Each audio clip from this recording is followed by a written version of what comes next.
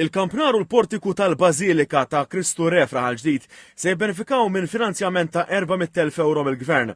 Il-Ministri Bonnici u Byron Camilleri flimkien mal-Kappillan tal-Parroċċa ta' Kristu Re Fraħal ġdid Dun Mark Andrea Camilleri ħabbru li l-Gvern se jkun qed jagħti l-appoġġ u l-għajnuna finanzjarja sabiex isiru t-tiswijiet u r-restawr neċessarju fil-parti ta' fuq tal-Bażilika permezz tal-entitajiet Komunità Malta u l-Kunsill Malti għall-Arti rispettivament.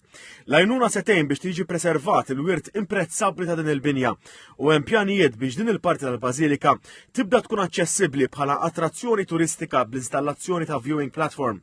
Sostnew li waqt ix-xogħol f'dan il-proġett se jkun assigurat li jitħarsu l-liġijiet kollha li għandhom x'jaqsmu mal-ħarsien tal-wirt kulturali. Brabta mal-kafetterija permanenti proposta fuq il-bejt tal-istess Bażilika kien hemm il-qbil li din tkun rilokata fil-ġemp tal-Knisja. Il-Ministru għall-Wirt Nazzjonali l-Arti u l-Gvern Lokali Bonnici qal li l-Knisja Parrokjali tal-Ħal Ġdid hija unika minħabba il-kopor straordinarju tagħha. Qal li din il-Knisja se tingħaqad ma' kullana ta' knejjes u kappelli mifruxa madwar il-pajjiż li nataw l-għajnuniet sostanzjali mill-Gvern.